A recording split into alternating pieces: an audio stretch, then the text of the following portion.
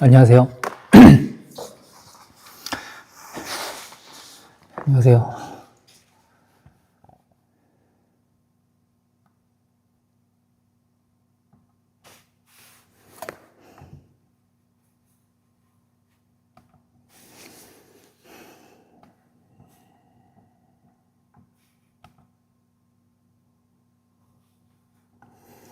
오늘 너무 늦게 왔습니다. 안녕하세요.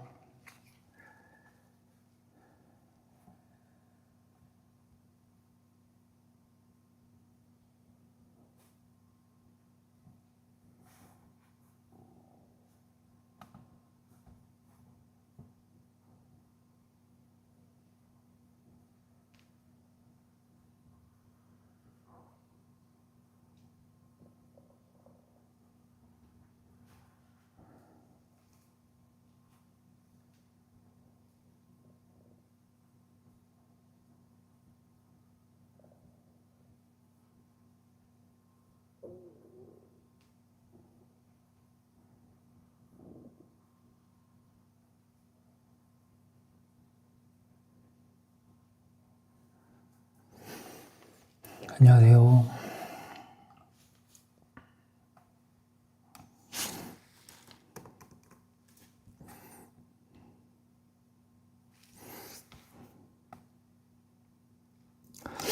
오늘 뭐 별다른 건 없고요.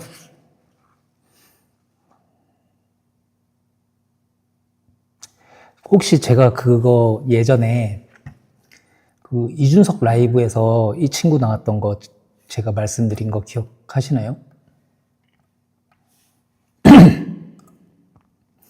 장혜찬 나와서 한 거? 제가 이걸 봤다고 그랬잖아요. 그때 예전에.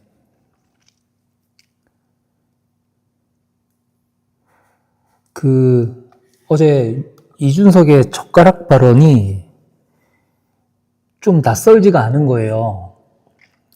이재명 아들 얘기가. 그래서 이재명 아들 얘기를 그렇게 잘 알까? 막 약간 평소에 그렇게 관심이 많았나 그랬는데, 여기서 이준석의 채널입니다. 이준석, 보실 필요는 없어요. 이준석의 채널에서 장혜찬이 이재명 아들의 안마방 얘기를 합니다.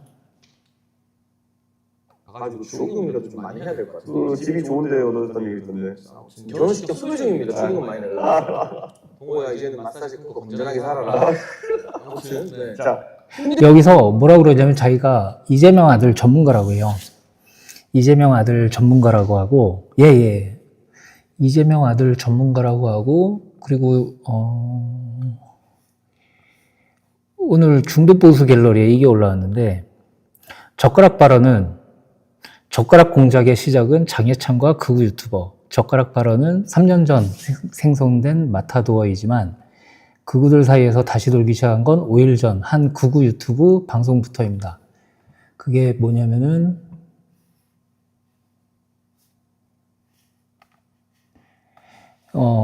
장혜찬이 계속 나오더라고요. 여기 채널에. 멸콩 TV인지 뭔지. 거기에서 그 얘기를 해요. 이재명 아들의 댓글. 그런 얘기를 합니다. 김혜경 이런 통화 녹음이 있었어? 이재명 장남이 과거에 이런 글을 남겼어?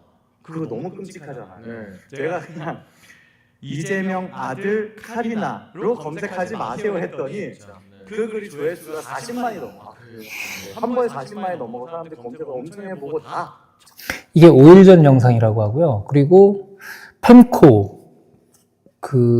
펜코라는 곳에 며칠 전부터 계속 이 얘기가 나온다고 합니다. 근데 이준석이 펜코 보면서 정치한다 그러죠.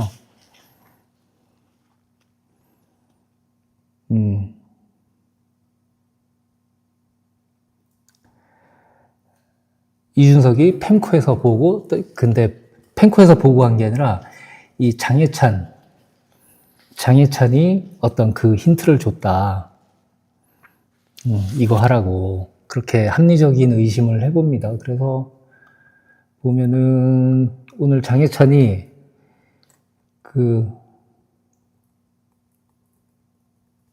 이준석을 쉴드를 쳐요.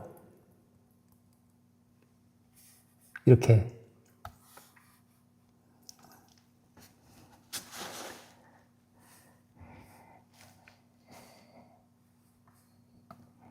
예찬이가 힌트를 주고 알려주고, 근데 이제 오늘 쉴드 치는데, 이게 쉴드를 치는 게 이준석을 치는 건지 지가 이제 모면하기 위한 건지 나중에 밝혀지더라도 뭐라고 하냐면, 저였다면 여성 연예인 성희롱이나 형수님 모욕이 여성 호모 발언 아닙니까? 이렇게 하겠다라는 약간 자기 변명 같은 그런 얘기를 합니다. 저는 장해찬이 이준석과 김문수의 단일화를 위해서 왔다는 의심을, 그러니까 국민의힘에 입당했다는 거를 계속 의심하고 있습니다. 결국 안 될 것 같지만 뭐 몇 시간 안 남은 것 같아요. 그래서 제가 봤을 땐 장해찬이 계속 부추기지 않았을까, 이준석을. 제가 이걸 내가 이재명 아들 얘기를 어디서, 전 처음 봤거든요. 근데 이재명 아들 얘기를 어디서 봤나 했더니, 예전에 제가 라이브 하면서 장해찬하고 이준석하고 한동훈 대표를 또 조롱하고 막 약간 이러는 걸 보면서 붕괴한 적이 있었는데, 이때 다 봤거든요, 이거를. 억지로. 근데 여기서 이제 장해찬이 자기가 전문가라고 해요. 그러니까 이재명 아들 전문가라고 하면서 그러니까 소송도 당하고 그랬다고 합니다. 이재명한테 소송도 당했대요. 자기가 이재명 아들 전문가라고 하면서 막 마사지 이런 거 얘기합니다. 맞을 거 맞아가면서 정치하는 사람들한테 이해가 안 가는 행태라고 보여요. 어쨌든 이준석 후보 같은 경우는 있잖아요. 저도 뭐 스케일은 다르지만 제가 정치적 메시지를 최고위원 할 때 엄청 많이 내지, 제가 뭐 DSP 이재명 대표한테 물어봤다가 아들 하도 제가 의혹을 파서 우리 이동호 씨 6월에 결혼한다는데 좀 찾아내서 가가지고 조금이라도 좀 많이 해야 될 것 같아요. 그 집이 좋은데 얻었다는 얘기 있던데 결혼식 수료 중입니다. 축의금 많이 내려고. 동호야 이제는 마사지 끊고 건전하게 살아라. 그렇습니다. 그러니까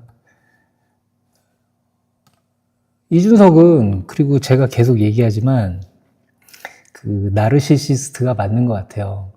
제가 또 준비한 거. 어제 토론회 발언으로 여성단체로부터 고발도 당하셨는데 이 발언이 논란이 될 걸로 예상하지 못하셨습니까? 전혀 예상하지 못했습니다. 왜냐하면 뭐 다소 이제 원래 발언이 워낙 세기 때문에 아무리 제가 톤다운한다 하더라도 어느 정도는 좀 센 발언이긴 하지만, 이건 저녁인 것 같아요. 오늘 저녁. 튀는 구태청 사건인지는 인터넷을 통해서 확인하신 분들이 많을 겁니다. 그런데 그 발언을 사실 성기와 젓가락 외에 제가 어떻게 순화해서 표현해야 될지를 저는 솔직히 알지 못합니다. 그리고 나르시시스트는 자기가 잘못한 거를 인정을 안 해요. 그러면 죽는 줄 알아요. 이준석이, 여러분 보면서 이준석이 한 번이라도 제대로 된 사과를 한 적이 있나요? 뭐 여태까지 저는 제가 이제 좀 관심 있게 본 뒤로는 그랬던 사실이 한 번도 없는 것 같습니다. 그러니까 이게 그렇다고 해요. 그러니까 자기가 인정하면 죽어버리는 줄 안다고 합니다. 그러니까 제대로 된 사과를 여태까지 제가 기억나는데 지니어스인가? 지니어스라는 프로그램 아세요? 거기서도 이준석이 막 뭔가 서로 합의하에 그렇게 된 거를, 서로 합의하에 무슨 중요한 카드? 이런 거를 이준석한테 멤버들이 맡겨놨는데 자기만 쓰고 그거를 남들이 못 쓰게 하는. 그리고 나중에 인터뷰에서는 원래 룰이 이런 거 아닙니까? 약간 이렇게 막 다른 사람들은 진짜, 난 그래서 이게 대본인 줄 알았어요. 대본 때문에 그렇게 하는 줄 알았는데, 하여튼, 되게, 그러니까, 공감 능력이 되게 결여되어 있는 사람으로 생각됩니다. 나르시스트 같아요. 또 오늘 그 덕에 좀 밝혀진 게 이재명 아들이 벌금 500만 원 냈다죠? 저 댓글 달아가지고. 그러니까요, 절대 자기 실수를 인정하지 않아요. 그러니까, 그러면 죽는 줄 알아요. 나르시시스트들은 절대 죽는 줄 압니다. 그리고, 난 그래서 정치인이라서 그런 줄 알았어요. 정치인이라서 그런 줄 알았는데, 그것도 아니었고. 하여튼, 그렇습니다. 오늘도 좀, 어제 친윤 구태청산 이런 이야기를 지금 해야 맞는 거예요. 대다수의 분들은 그러니까 김문수 캠프나 뭐 친윤 주류에 있는 사람들은 이렇게 얘기할 겁니다. 그걸 왜 지금 얘기해야 되느냐? 왜 지금 얘기해야 하냐? 지금은 이재명과 싸워야 할 때지 나중에 얘기해도 된다라고 하는데 나중은 없습니다. 지금 얘기해야 되는 거예요. 그러니까 과거에 뭐 과거라고 하기에도 얼마 안 됐죠. 작년이죠. 작년 총선 때도 한동훈 전 대표가 여러 가지 윤석열 전 대통령 부의 문제점들을 지적을 할 때 그 당시에 그 친윤들이나 그 주류 기득권 세력들은 왜 지금 그러냐, 나중에 선거 끝나고 하자라고 했지만 한동훈 전 대표는 그렇지 않았습니다. 왜? 그게 민심이고 국민의 뜻이니까. 민심과 국민의 뜻은 그 당시에 가장 심각하고 뜨거웠던 문제인 윤석열 전 대통령과 김건희 여사 문제를 바로잡자는 것이었고, 지금도 마찬가지입니다. 지금도 대선에서 말이죠, 이재명 후보와 맞붙어 싸우고 있지만은 지금 우리에게는 과거의 오래된 구태 정치를 청산하는 게 필요합니다. 이 구태 정치에는 이재명 후보 당연히 포함되고요, 윤석열 전 대통령과 윤석열 전 대통령을 뒷배로 호가호위했던 친윤 세력들도 역시 포함되어야 합니다. 윤석만 님이 오늘 방송한 건데, 나중에 하면 늦다, 친윤 청산 지금 해야 된다라고 얘기를 하는 겁니다.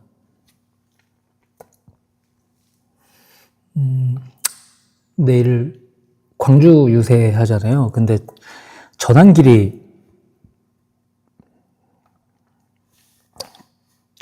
그 옆에서 한다고 그러는데, 부디 잘 맞췄으면 좋겠습니다.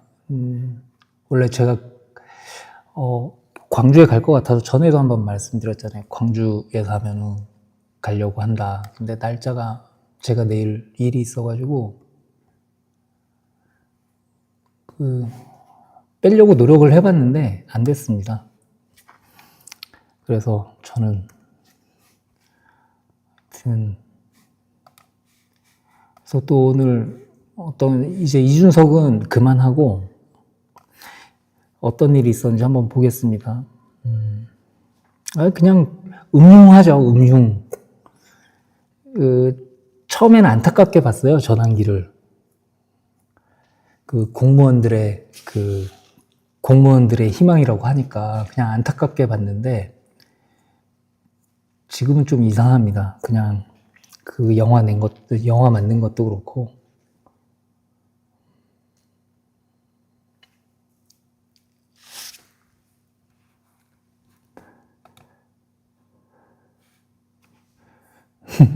이거 사진 봤어요. 요로결석센터, 피부 비뇨기과, 이준석. 오늘의 필리처상.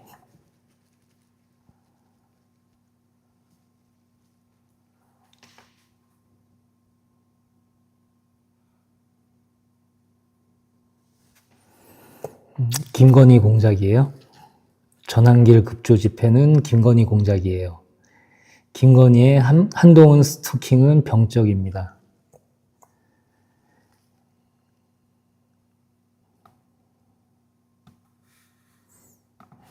그런가요? 광주 중보갤러 내일 응원 간다. 서울에서 대학 다녀서 아침 버스 타고 가야 된다.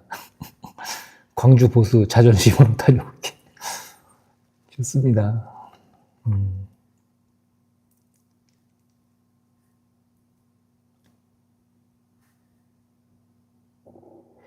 김문수, 윤상현, 보수 전성기에 대비해서 안일하다. 김문수 96년, 윤상현 04년, 08년. 보수 잘 나가던 시절의 DNA 가지고 아직까지 정치하다 보니 지평 넓히려는 고민 안 한다. 그들의 시대와 현대 시대를 살아갈 우리 시대는 전혀 다른데 앞 시대를 살았던 그 판단 기준으로 우리 전체를 끌고 가는 거에 분노한다.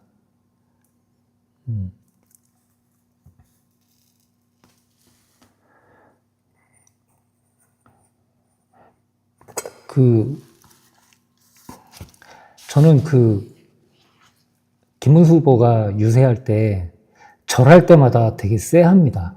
그냥 옛날 사람 같아요.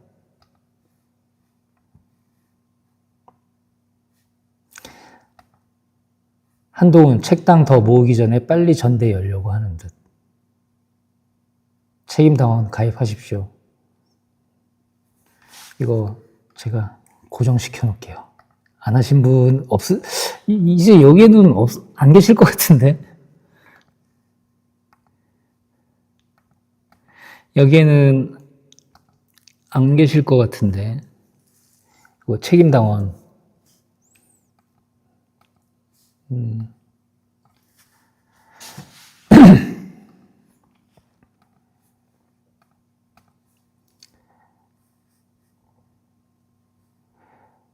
박상수, 페북업. 당신들이 무슨 일을 했는지 느낄 시간이 다가오고 있다. 결국 마지막 골든타임까지 아무 일도 하지 않고 흘려보냈다. 내일부터는 사전선거 기간이다. 윤석열은 우리 보수가 죽어라 밀어내 윤석열 승리를 만든 부정선거 이야기를 다시 보수에 끌어들였다. 우편향된 여론조사만 믿고 사전선거 안 하다가 3일 투표한 민주당에 패배하고 부정선거론을 믿는 무한 루프에 빠질 것이다. 이 와중에 친윤 떨거지들은 이상한 여론조사나 한동훈이 함께하는 사람들을 노린 당원 당규 개정이나 하고 있다. 이번에야말로 제대로 된 평가가 진행되어야 한다. 오늘 그러니까 서로 다른 번호로 김문수 전화를 4번 받았습니다. 4번. 좀 짜증나더라고요. 사랑하는 국민 여러분, 이렇게 시작하는. 근데 지금은 어찌됐든 대선을 앞두고 있으니까 준비하고 있겠죠. 준비하고 있겠죠. 지금은 대선 기간이니까 어차피 그 자료들이 박대출이 그렇게 하고 막 내려달라고 그 글 내려달라고 읍소한 그것들이 없어지진 않잖아요. 그래서 대선 끝나면 아마 움직이지 않을까요? 그러니까 번호가 되게 여러 개더라고요. 메시지는 똑같은데.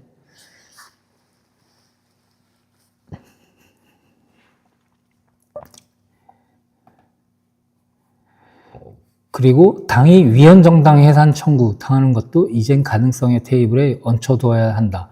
위헌정당 해산을 당하면 탈당한 비원, 탈당하면 괜찮다고 해요.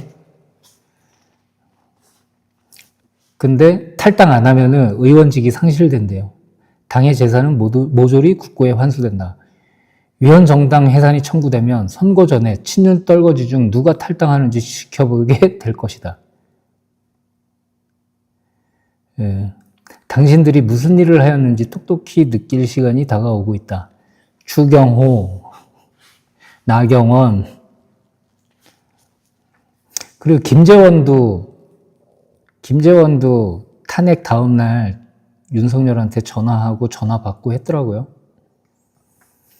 오늘 나왔는데, 하여튼.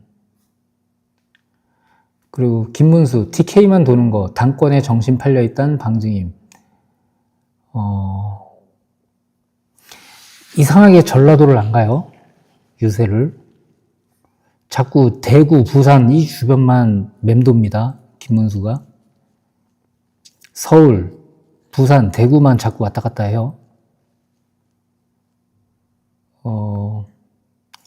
의심해 볼 만하죠. 김문수도 대통령이 안 되는 거 알아. 그래서 나중에 당권 장악하려고.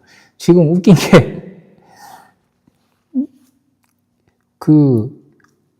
함초름? 이제 이름도 까먹었네. 함초름? 그 친구도 자통당.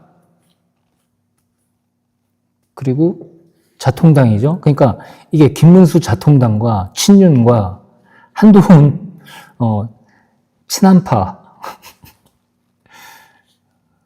근데 김문수는 당원밖에 없죠. 1,000원 내고 가입했다는 당원들밖에 없을 거고, 뭔가 윤상현이 들어온 게 정광훈 때문이라는 얘기가 있습니다. 그 교집합으로. 약간 예전에 탄핵반대 집회할 때 친해졌었나 봐요. 윤상현하고 정광훈하고. 그렇다고 합니다.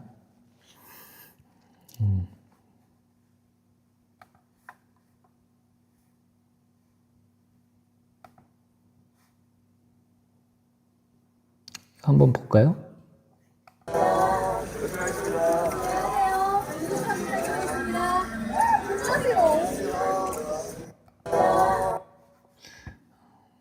진짜 싫어요.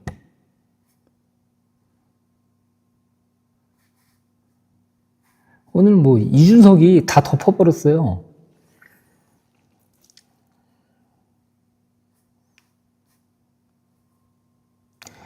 당 관계자.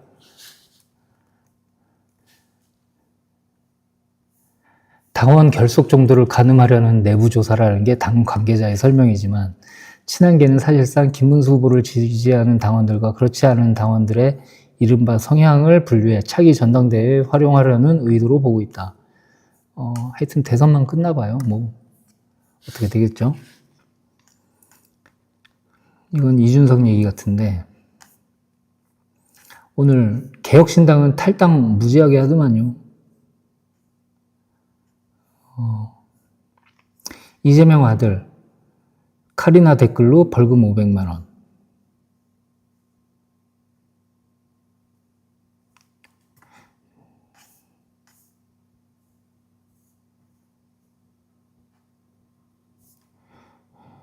이게 상납 장부라고 합니다.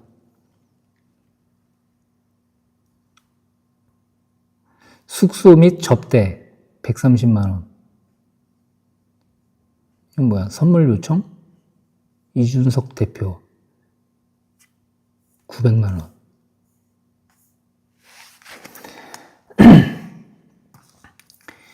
지금 명태균이 이렇게 왔다 갔다 하고 전화하고 다니고 왔다 갔다 하는 것도 크게 별로 좋아 보이지 않아요. 이상해 보여요.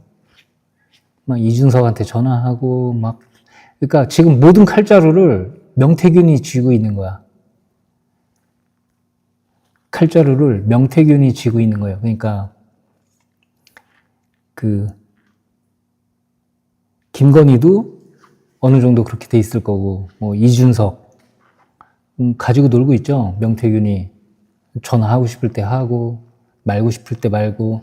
이준석이 이틀 전에 했던 얘기를 기억해봐요. 우리 이제부터 수신 차단한다. 내 전화 수신 차단한다. 되게 뜬금없다고 생각했는데, 이명수 기자인가요? 명태균이 이준석한테 전화하는 걸 알아. 알고 있을지도 몰라. 막 그래가지고, 이제부터 다 수신 차단함, 전화하지 마셈, 나 진짜 수신 차단함, 그거를 누구한테 말하는 건가 했는데, 되게 뜬금없다고 생각했거든요. 그게 명태균한테 하는 메시지 아니었을까. 자기 정치 생명이 위태로워지니까. 근데 약점은 가지고 있겠죠. 명태균이 가지고 있는 약점을 가진 사람들이 얼마나 많겠어요. 박대출도 있고. 그래서 박대출도 이상한 여론조사를 했잖아요. 박대출이 그 글 내려달라 그러고, 그러면은 합리적 의심으로 명태균이 박대출과 기타 등등에게 얘기해서 이런 식으로 여론조사를 해라. 그래서 갈라치기 해놔라. 그러니까 속가 내놔라. 그러면 뭐 어떻게 하면 되지 않겠냐. 막 이렇게 하지 않았을까요?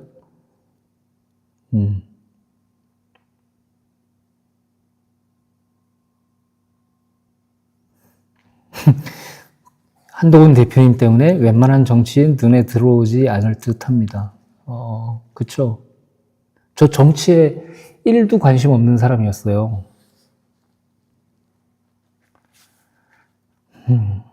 1도 관심이 없는 사람이었습니다.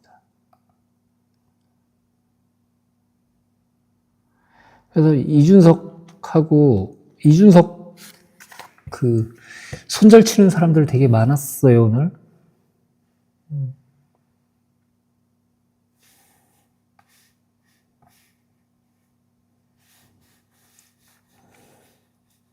오늘 손절 치는 사람이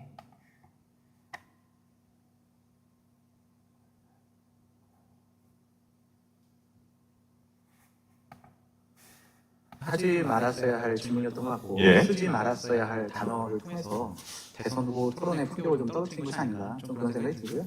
주위의 반응들이 상당히 많더라고요. 제 주위에 이준석 후보를 좋아하는 분이 많이 계시잖아요. 네, 저한테 이제 개인적으로 밤늦게 어제 연락도 주시고 메시지도 주시면서 네. 호의적인 반응이 하나도 좀 있더라고요. 그러니까 이런 그러니까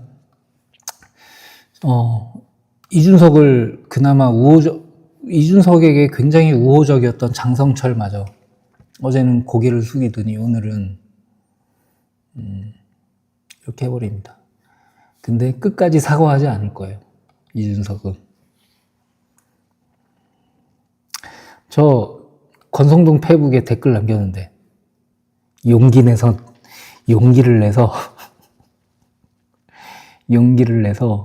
댓글을 남겼습니다.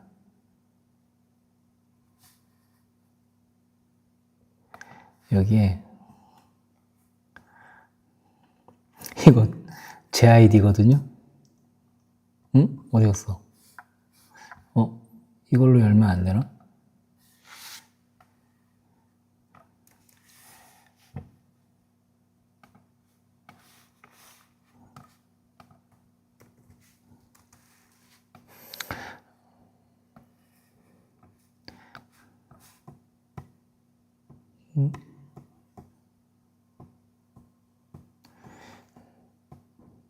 댓글창이 장난 아니죠. 뭐 아까 내 댓글이 먼저 보였는데 여기는 아닌 것 같고 여기 맞는 것 같은데.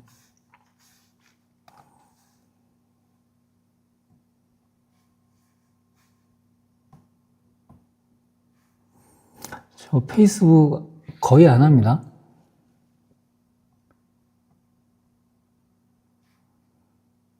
이것도 지금 처음 봐요. 뭐 생일 축하한다고 누가 보낸 것 같은데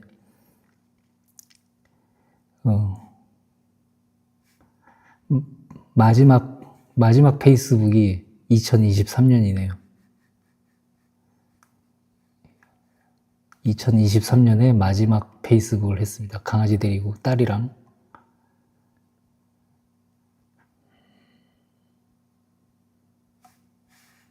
하여튼 댓글 하나 남겼습니다. 그냥 짜증나서.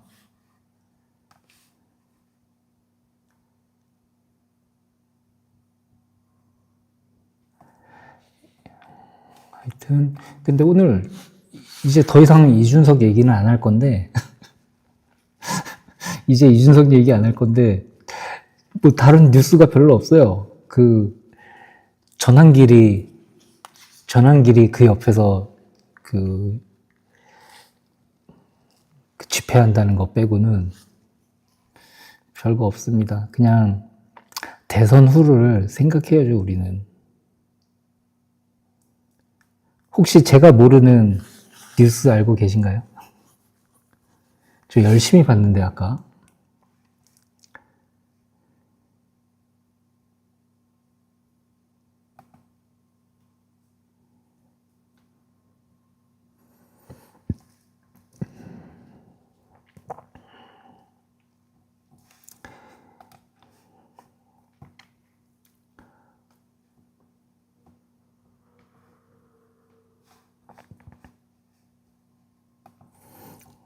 죄다 이준석 얘기밖에 없어요.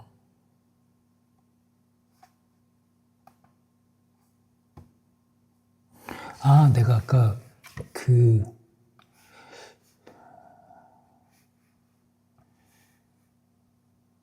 쇼츠 편집하고 있었는데 아까 잠깐 하다가 말았는데 제가 이것 좀 보여드릴게요.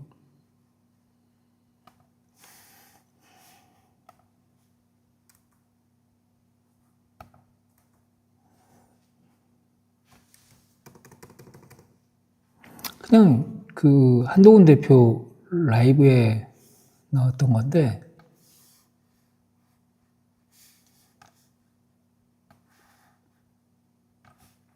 좀 지금 얘기인 것 같아서 이게 어려운 일이라도 과거에 보면 진짜 어려운 행동 상황에서 위기에서 리더십을 발휘하고 그런 사례들이 많이 있어요. 제가 좀 어려운 상황이라든가 그럴 때 생각하는 또 사례가 있는데요. 많이들 아실 거예요. 셰클턴이라는 분이 있었어요. 1900년대 초반이죠. 셰클턴이라는 영국의 탐험가가 있었어요. 군인이기도 하죠. 근데 이분이 인듀어런스, 우연찮게 또 배 이름이 인듀어런스였어요. 인듀어런스 호를 타고 원래 남부대륙이잖아요. 남부대륙을 여기서 딱 내려서 이 종단을 걸어서 가려는 그런 계획을 잡았던 건데 여기 가는 중간에 얼음에 쌓여가지고 이 배가 난파가 돼요. 배가 이제 그러니까 얼음 위에 있었던 거죠, 섬에. 근데 한 30명 정도 되는 이 탐험 대원이 있었는데 그걸 거기서 계속 버틴 거예요. 그런데 안 되겠으니까 한 5명 정도가 작은 배를 타고 그냥 구조를 요청하러 셰클턴이라는 분이 나간 거예요. 갔는데 가서 우여곡절 끝에 결국 포경선 기지로 갑니다. 그래서 다시 돌아와서 이분을 데려온 과정인데 정말 별일이 다 있었어요. 뭐 거기 대원도 수갑도 뭐 동상 자르고 그런데 문제는 결국은 그 과정에서의 판단이 너무너무 좋았고 헌신적이었고 과감했어요. 버릴 거 버렸고 그러니까 배를 버리는 선택도 좋았어요. 배에 있어도 안 되거든요. 배가 짜부러지는 상황이거든요. 배가 지금 아직 참선부터 아래 가라앉아 있어요. 그런데 이 상황에서 셰클턴이 했던 리더십이 대단한 거였거든요. 그런데 갔다 와서 결국은 한 명도 안 죽었습니다. 저는 그 생각을 가끔 해요. 그게 5명 타는 보트를 가지고 남극에 1,400km를 저어서 가다니까요. 그래 놓고 다시 돌아왔어요. 대단하지 않습니까? 그러니까 이거는 탐험 자체는 실패했죠. 왜냐하면 출발점까지 가지 못했죠. 그렇지만 그러니까 이게 실패한 탐험이지만 대단히 위대한 여정이었던 거죠. 그러니까 그게 뭔가 시사하는 게 되게 큰 것 같아서 실패한 여정이지만 의미 있고 대단한 여정이었다. 그 5명이 나머지 30명을 구한 얘기입니다. 근데 어떻게 보면 지금 모습 같은 느낌이 들었어요. 아까 이거 라이브 할 때는 그냥 재밌는 얘기네 그러고 넘겼던 건데 하여튼 그래서 여러분들한테 들려드렸고 한동훈 체포하려는 게 맞았다고 하죠. 그러면은 강원도로 끌고 가서 사살하려고 했던 것도 북한군이 쏜 것처럼 하려고 했던 것도 맞는 것 같고 하여튼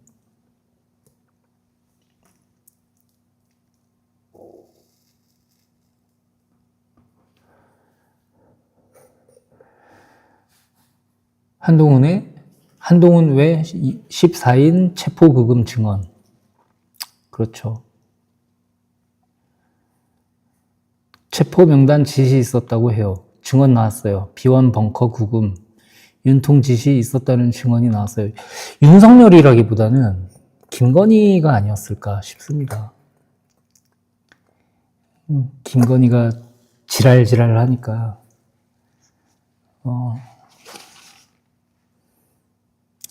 윤석열은 자기를 챙겨줬던 후배인 거는 그냥 싹 무시하고 그냥 한동훈까지.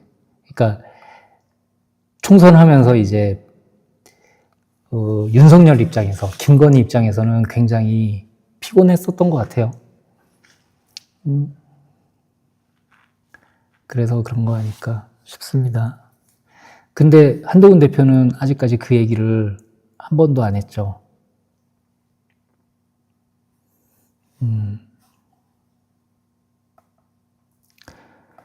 하여튼 거지 같습니다.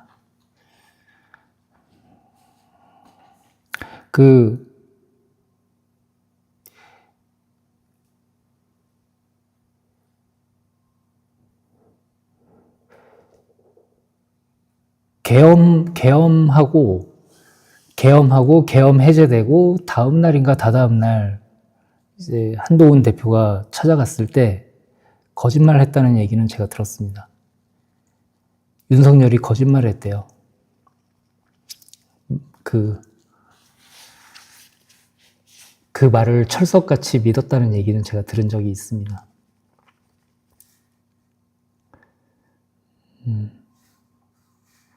그 왜 유명한 사진이 있잖아요. 콜라 하나 주고 옆에 정진석 실장 앉아 있고 그 자리에서 뭐 그러지 않았을까요? 내가 그냥 하야할게. 시간만 좀 벌어줘. 나 하야할게. 그리고 뒤로는 다시 계엄할 생각도 하고 있고 막. 진짜.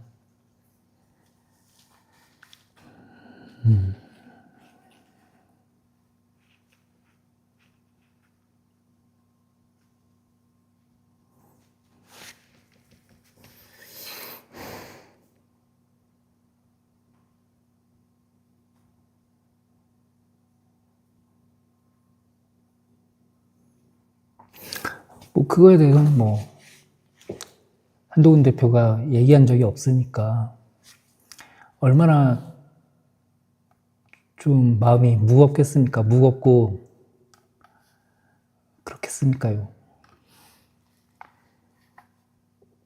하여튼 인디어런스호 얘기는 좀 지금의 친한파와 한동훈 대표의 얘기 같아서 한번 보여드렸습니다. 다음 주부터 중보겔도 정신 바짝 차려야 됨. 국힘 당권 경쟁 갈라치기 존나 할 거임. 당권은 당심에서 나옴. 대선 이후 당심은 권성동 패는 데서 나오는 게 아니라 야당으로서 역대급 폐악 여당, 민주당을 잘 견제하는 보수 정치인에게로 아주 강하고 빠르게 간다는 사실을 잊지 말아야 됨. 지금이야 휴식기라. 별별 개소리 하면서 노는데 다음 주부터는 다를 거라고 봄.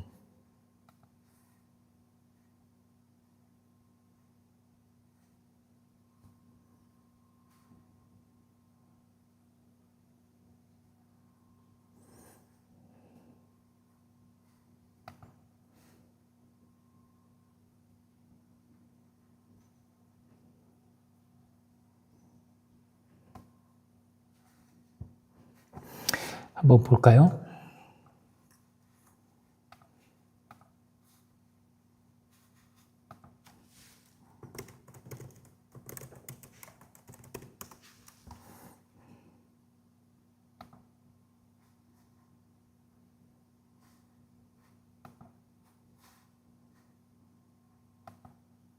보수가 쉽지 않은 길을 가게 될 겁니다. 어려운 시간을 겪을 수 있는데요. 제가 아까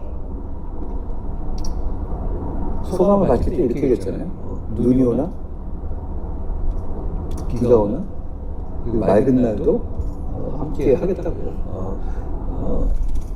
어려운 시간이 오든 좋은 시간이 오든 여러분과 함께 견디겠습니다. 그것도 제 정치의 하나라고 말씀드리고 싶네요. 보수가 쉽지 않은 길을 가게 될 겁니다.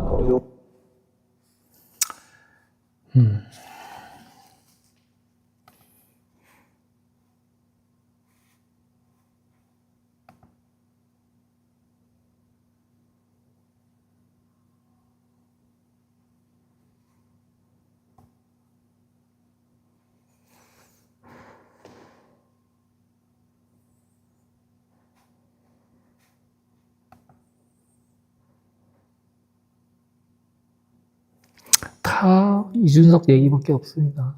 그리고 우리 한동훈 대표는 이틀째 아무 얘기도 안 하고 있고요. 어떤 메시지도 내고 있지 않고,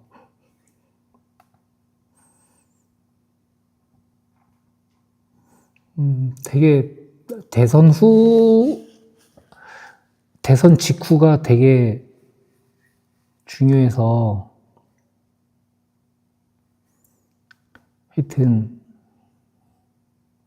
뭔가 대책을 하고 있지 않을까 그렇게 생각합니다.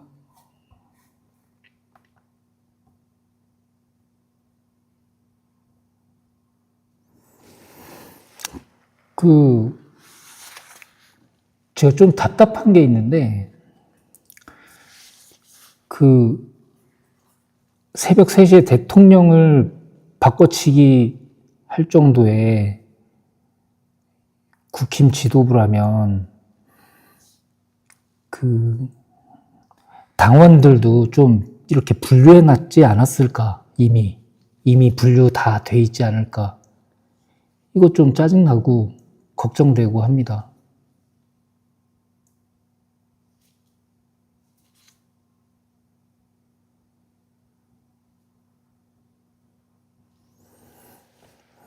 그러니까 저는 뭐 자통당 들어오고 이런 거 뭐 문제 삼는 게 아니라, 그건 그냥 짜치는 일인데, 짜치고 화나는 일이긴 한데, 그거보다도 이제 한동훈을 지지하는 당원들을 이렇게 분류해 놨을까봐 그게 좀 걱정돼요.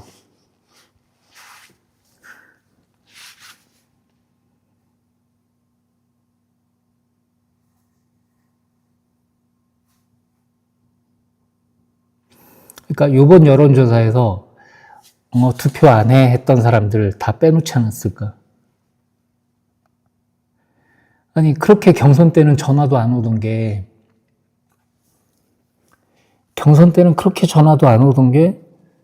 갑자기 중도보수 갤러리에만 그렇게 전화 받았다는 사람들이 많다고? 위두니에만 전화 받았다는 사람들이 그렇게 많다고? 그거 좀 이상하잖아요. 대선 이후 너네 미션 알려준다.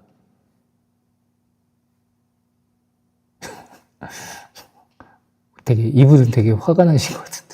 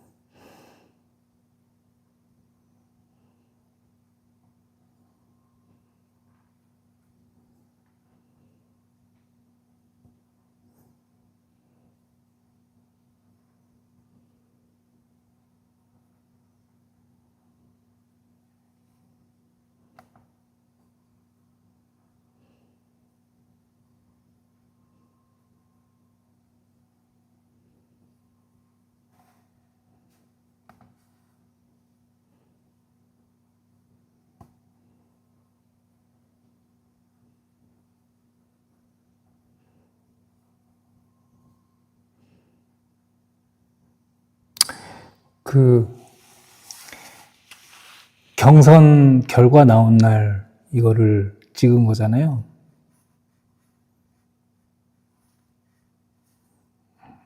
지금 딱 맞는 얘기인 것 같아요. 보수가 쉽지 않은 길을 가게 될 겁니다. 어려운 시간을 볼 수 있는데요.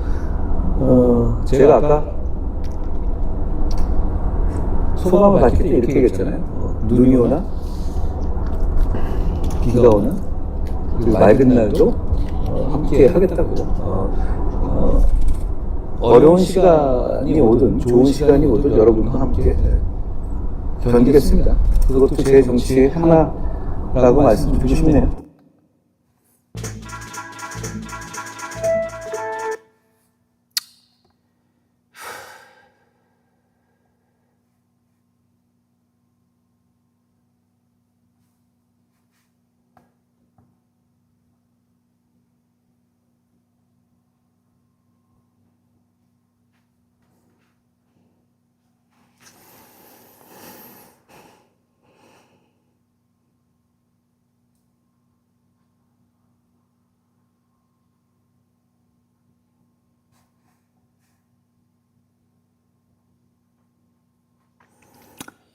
이게 다 김건희 때문인 것 같고,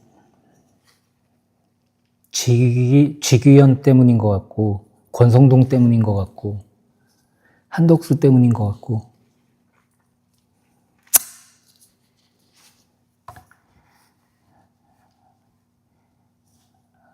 또 한 명 있네. 심우정. 항소를 안 했어.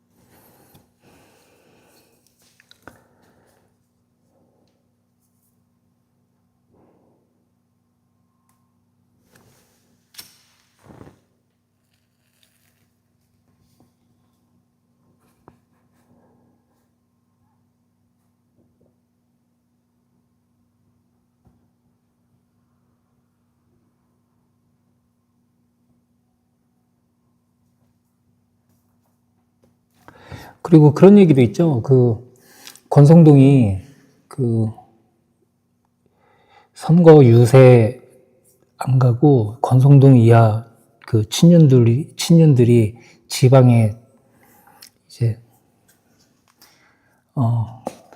당협의회? 뭐 그런 데 찾아다니면서 약간 그거 하고 있다고 하더라고요.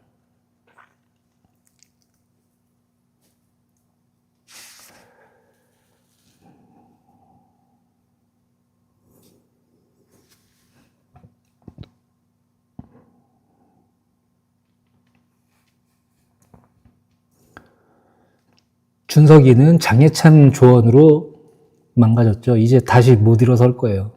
그러니까 이제 준석이는 이제 유튜버 하지 않을까요?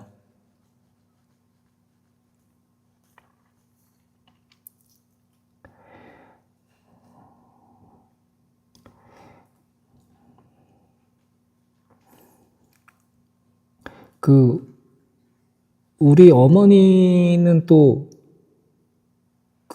완전 보수시거든요. 진짜 완전 보수.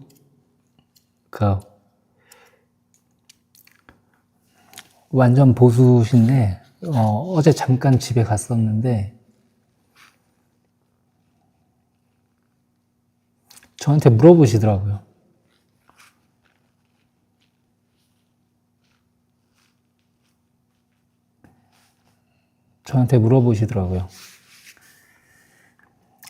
김문수 괜찮겠냐고.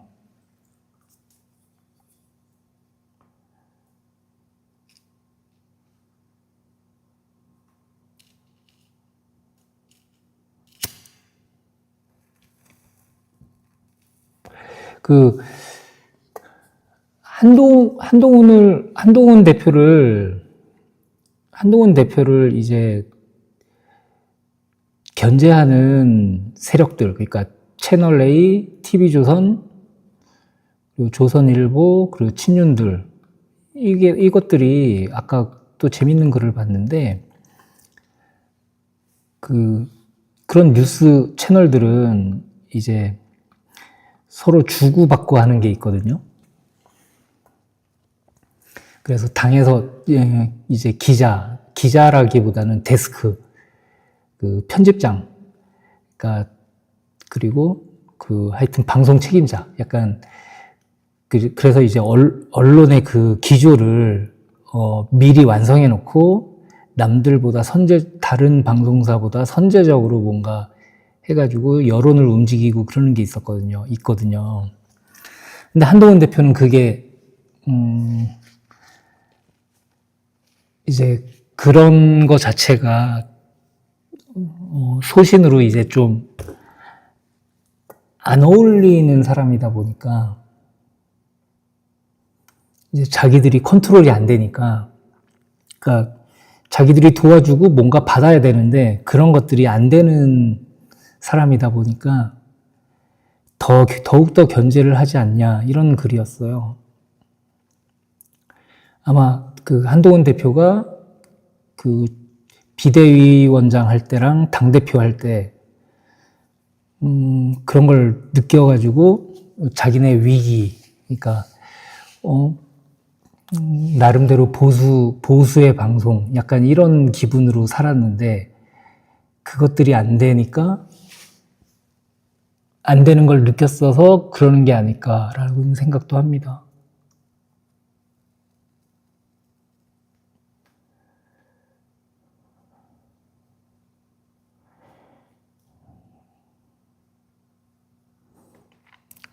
근데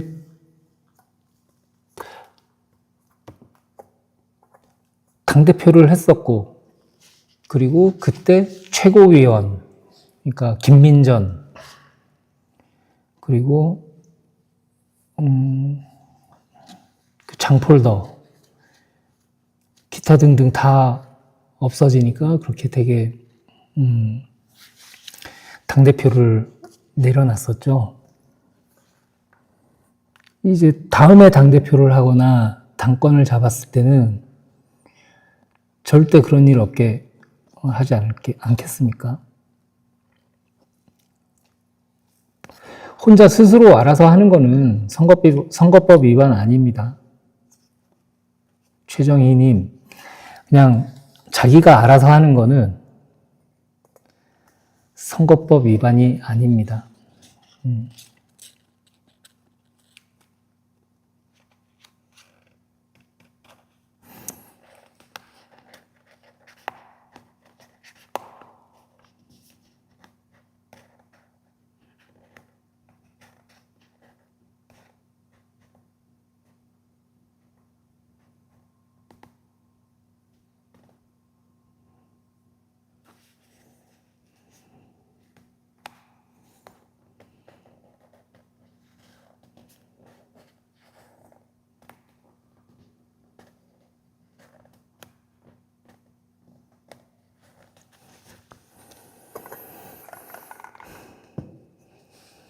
그러니까요, 여기 계신 분들 이제 다 전문가가 됐어요.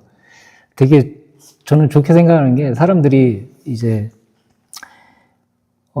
당에서 이상한 행동하면은 의문을 제기하고 검증을 하고 신고를 하고, 약간 적극적으로 어떤 우리 당원들이 할 수 있는 그런 것들을 하는 게 저는 되게 좋다고 생각합니다. 그냥 전혀 관심 없다가 하는 거랑은 좀 다르니까 어떤 메시지가 나오지 않겠습니까? 이제 이렇게 그러니까 대장님이 우리 동훈이 호 대장님이 어떤 메시지를 던져주면 우리는 근데 이틀째 아무 말도 안 하시니까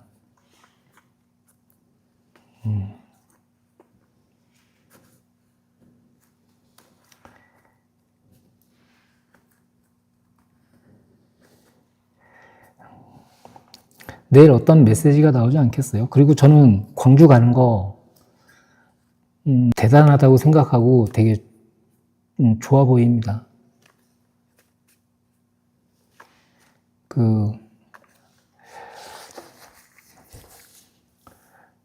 그래서 근처 계신 분들은 좀 가셨으면 좋겠고, 저는 내일 촬영이 있어가지고 그거를 좀 옮겨보려고 했는데 너무 많은 사람들이 이제 걸려 있어서 너무 많은 사람들이 옮겨야 돼서 불가능하더라고요. 그래서 내일 못 갑니다.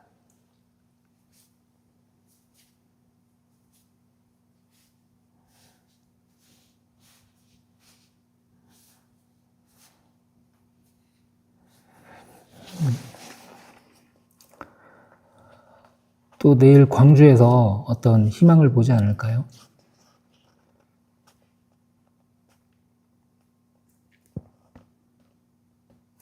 아무튼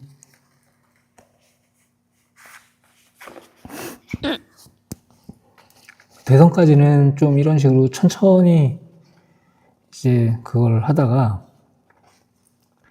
그 대선 끝나면 이제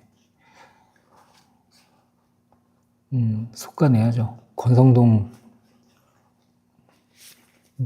밀어내고 하여튼 당원으로서 할 수 있는 일들을 해봐야죠.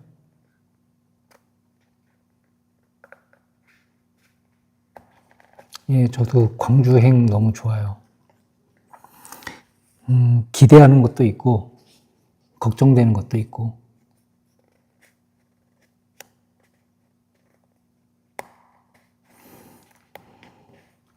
그러니까 광주야말로 민주당이 굉장히 그냥 이용해 먹는, 그러니까 잡은 물고기라고 생각해서 그런 곳이라고 생각을 해요. 되게 좀 다른 도시들에 비해서 굉장히 발전이 느리죠. 아직도 광주에서 제일 높은 빌딩이 그 광주 사태 때 이미 있었던 빌딩이 아마 지금도 제일 높을걸요? 10층이었나 11층이었나 뭐 그 정도밖에 안 됐던 걸로 기억합니다.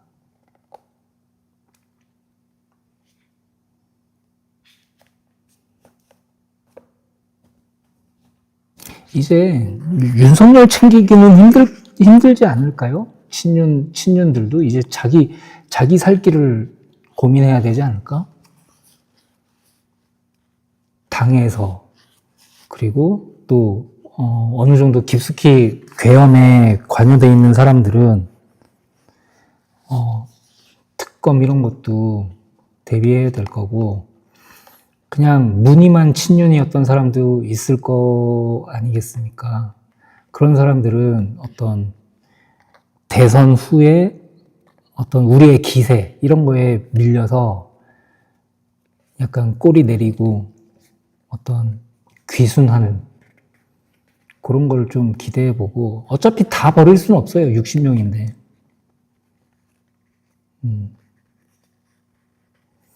나경원 오늘도 또 하나 했던데. 그러니까 나경원은 뭔가 뉴스가 돼야 마치 자기가 처음부터 반대했던 것처럼 아니면 처음부터 찬성했던 것처럼 그거밖에 없어요. 나경원은 자기 스스로 뭔가 할 줄 아는 사람이 아니에요.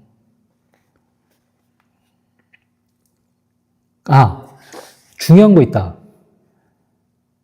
한동훈 잠깐만요. 내가 아까 캡처해놨는데 왜 없지?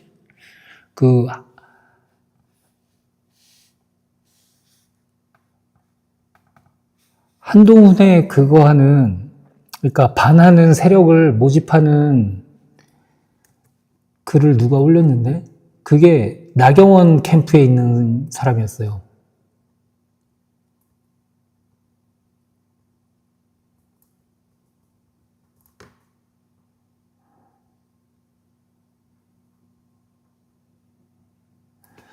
그리고 이거 보시면 이거 명태균이 여론조사한 거거든요. 여기 이낙연 보이세요? 이낙연?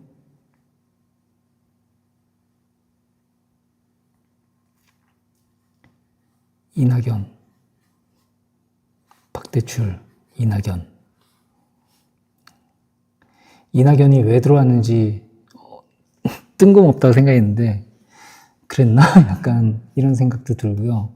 잠깐만, 내가 아까 봤는데 그 나경원 캠프에서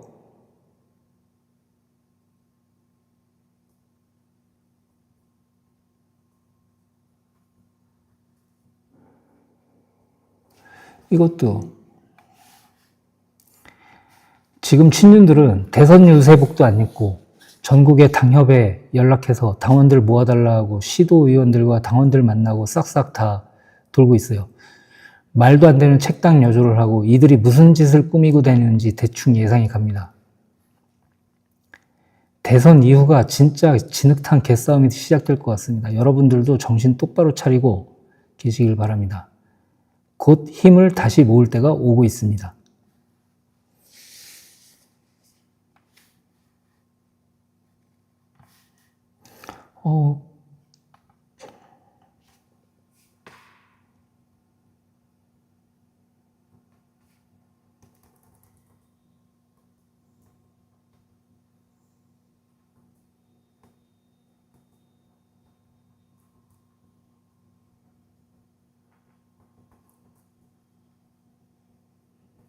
이거 김재원이 윤석열하고 연락했던 거요.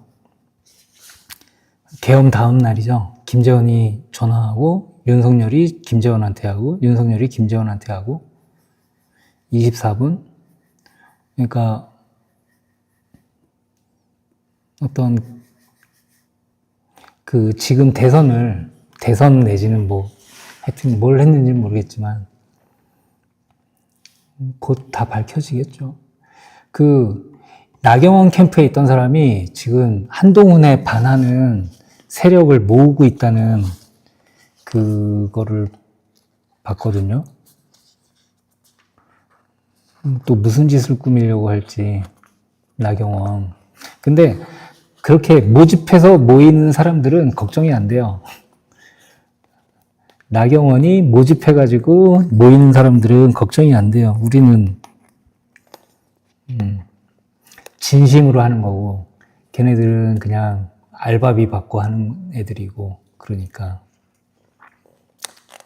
뭐 맞아요. 청년단체 뭐 약간 그런다고 하죠. 김재원도 내란에 개입된 것 같아요. 뭐 밝혀지겠죠. 저 오늘 김문수 전화 4번 받았어요. 전화번호가 달라요.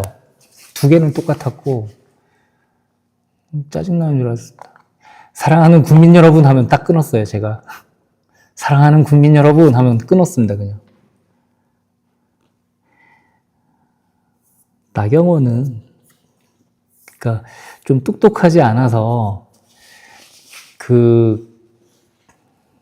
잘 모르겠습니다. 근데 계엄 당일날 전화 받은 2사람이잖아요. 2사람 중에 1명이잖아요. 추경호, 나경원. 계엄하고 30분 뒤에 전화 받았잖아요. 나경원이. 전번이 6개예요. 저 2개는 똑같았고 다른 2개는 좀 달랐어요. 근데 왜 그렇게 같은 사람한테 계속 전화를 할까? 이것도 돈 낭비. 우리 돈이에요. 알고 보면. 그리고 바쁠 때 전화 와가지고 보통 안 받는데 계속 전화 오니까 받았거든요. 짜증나는 줄 알았어요.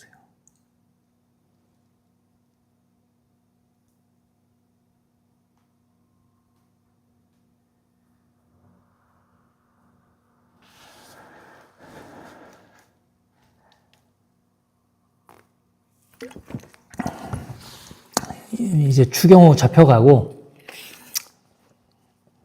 그러니까 또 윤석열 보면은 다 남 탓하잖아요. 나르시시스트.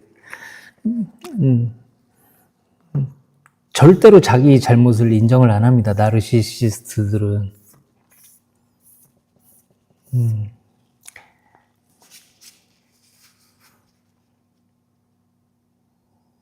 남 탓하고 부하 탓하고 그런 적 없다고 거짓말하고.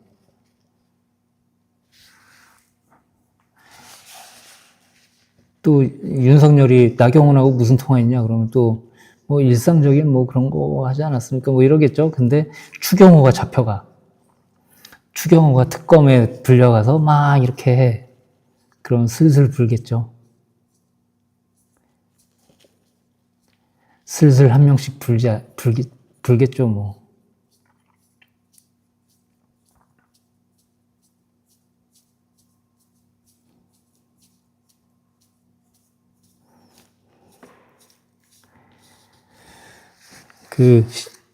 오늘도 뭐 별게 없어가지고,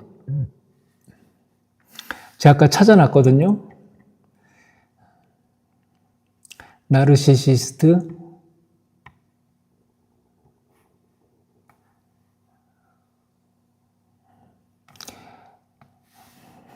나르시시스트의 주요 특징, 자기 중심적 태도, 칭찬과 인정에 집착, 자꾸 칭찬받고 싶고 인정받고 싶고 과장된 자기 이미지, 자기를 대단한 사람으로 포장하거나 과장하고요. 특별하거나 우월하다고 믿고 있어요. 그러니까 이게 가짜가 아니라 진짜로 믿고 있어요. 그리고 타인에 대한 공감이 부족합니다. 그러니까 이준석이 그러는 것도 똑같은 거예요. 그러니까 내가 뭐 그렇게 심한 말 한 것도 아닌데 왜 이 난리지? 중요한 거는 이재명의 아들이 이렇게 했다는 건데 왜 이 사람들은 이러지? 이준석이 그렇잖아요. 그리고 윤석열은 대부분 무관심하죠. 대부분의 것에 대해서. 지일 아니면은 관심이 별로 없죠. 그리고 착취적 인간관계. 타인을 자신의 목적을 위해 이용하거나 착취함. 윤석열이 군인들을 그렇게 이용했고요. 이준석이 허은하, 김용남, 기타 등등 그 개혁신당의 그런 사람들을 이용해 먹죠. 이준석 주변에 제대로 된 사람이 남아있질 않잖아요, 지금. 장해찬 있고. 장해찬도 버렸다가 뭔가 대선 다가오니까 화해의 제스처. 안철수도 옆에 식당에서 밥 먹는데 옆방에서 안철수가 시끄럽게 하니까 조용히 합시다, 싸가지 없이. 인요한한테도 지가 영어 하면 얼마나 잘한다고 인요한한테 영어로 모욕 주고. 주변에 나만 아는 사람이 없잖아요. 이준석 주변에 누가 있습니까? 그러니까 실제로 제가 아는 친구가 어머니가 나르시시스트래요. 그래서 어릴 때부터 너무 자기는 죄책감에 살았대요. 자기가 마치 큰 잘못을 한 것처럼 항상 그 친구의 엄마가 그래가지고 그래서 크면서 사춘기를 너무 힘들게 보내고 지금 우리나라 살고 있지 않은데요. 대학교 때부터 아예 보지를 않는다고 합니다, 엄마를. 가족이 나르시시스트면 굉장히 힘들어요. 가족이 나르시시스트면 굉장히 힘들다고 합니다.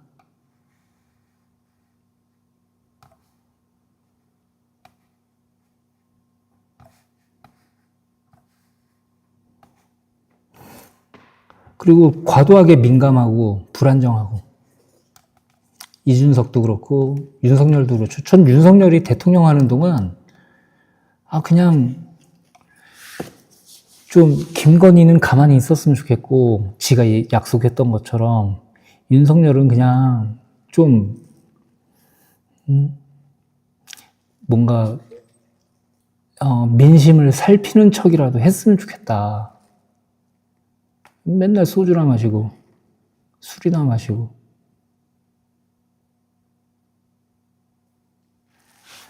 거짓말과 조작, 상황을 유리하게 만들기 위해 조작적 행동. 그래서 나르시시스트 중에 말을 잘하는 나르시시스트들이 있을 수 있어요. 진짜 괴로워요. 괴롭다고 합니다.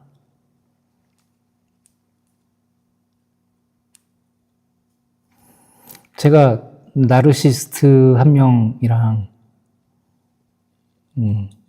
제가 나르시스트 한 명 반 바보 만들어 놨잖아요.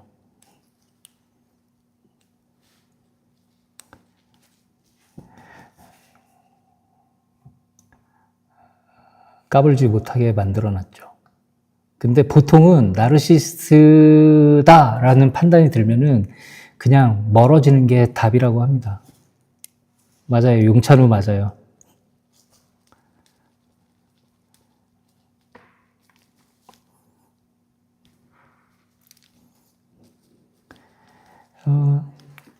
용찬우 많이 망가졌죠. 그래서. 근데 보통의 경우에는 나르시시스트다 생각되면 그냥 멀어지는 게 답입니다. 어차피 이용 당하게 돼 있어요. 이준석 주변에 아무도 없죠. 그리고 친윤이라고 해봤자 정말 윤석열을 걱정하는 게 아니라 자기의 안위가 걱정되는 거죠. 윤석열이 공천 꽂아넣거나 기타 등등 그런 거에 관련돼 있어서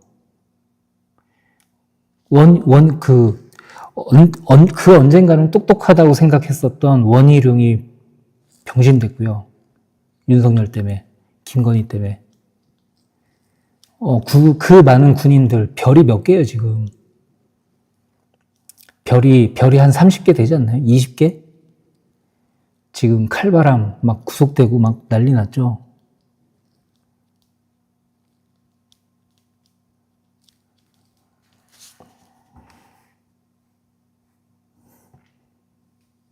자기는 특별하다고 생각해요. 그러니까 자기가 잘생겼다 이런 문제가 아니라 나르시시스트가 자기는 특별하다고 생각을 해요. 난 정말 남들하고는 비교가 안 될 정도로 탁월해. 약간 이런 생각을 많이 합니다. 우리는 뭉쳐있고 친윤들은 흩어질 거예요. 자기 살아야 되니까.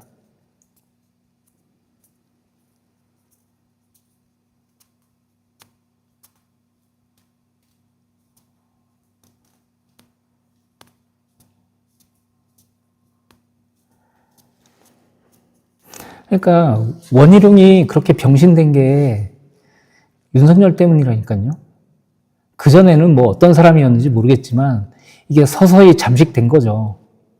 하나하나씩 뭔가 개입되고 자기가 특별 대우 받는 것 같으니까 오버해서 윤석열 비호하고 김건희 비호하다가 병신됐잖아요.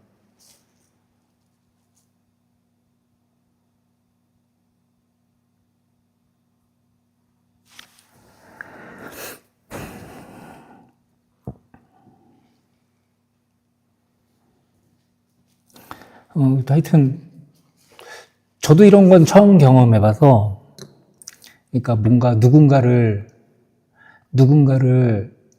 지지하고 걱정하고 어떤 결국은 알고 보면 우리들이 모두 관여돼 있는 우리의 미래와 관련돼 있는 어떤 한 사람을 그리고 그 주변에 있는 사람을 이렇게 응원해 본 적이 없는 것 같아요. 저는.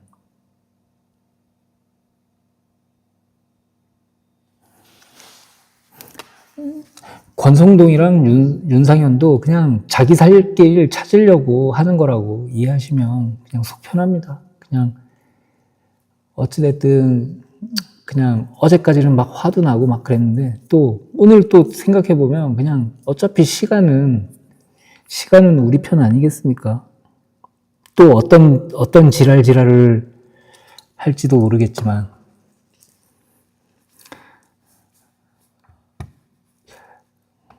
그리고 이거 다시 보기를 할지는 모르겠는데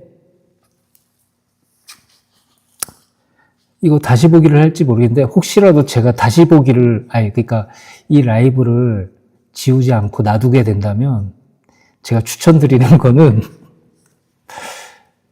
제가 추천드릴게요. 추천드림.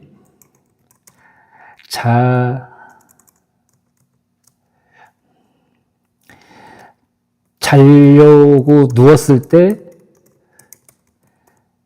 때는 그냥 1배속으로 무슨 얘기 했나 궁금할 때는, 그러니까 정상적으로 보고 싶을 때는 정상적으로 무슨 내용인가 궁금할 때는 1.5배로 들으시는 걸 추천드립니다.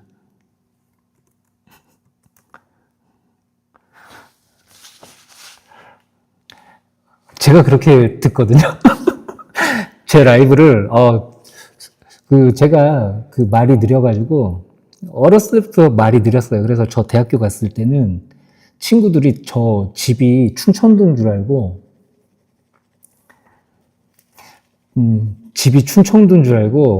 친구들이, 어머니 아버지는 경상도입니다. 경상도. 저는 서울에서 태어났고, 자기 전에는, 잠자야겠다. 1배. 그냥 보통, 무슨 내용인가. 1.5배. 딱 적당합니다. 1.5배.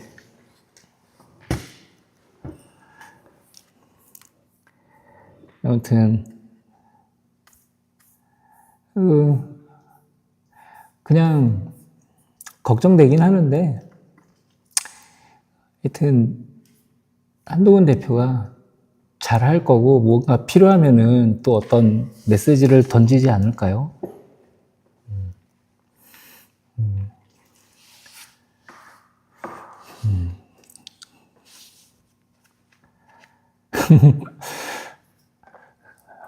(1.5배로) 하면 아주 편안합니다.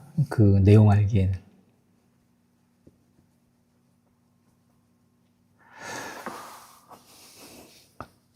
진짜 잠 잘 와요. 1배로 들으면 진짜 잠이 잘 와요. 제가 보증해요. 5시에 일어나셔야 돼요. 저도 내일 오전부터 촬영이라, 하여튼,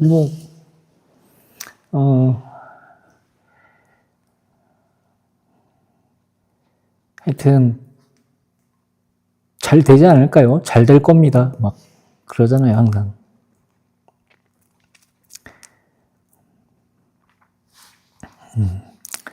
하여튼, 오늘도 봐주셔서 감사하고, 이제, 안 올 것 같았던 대선이, 시간 진짜 안 갔잖아요, 시간이.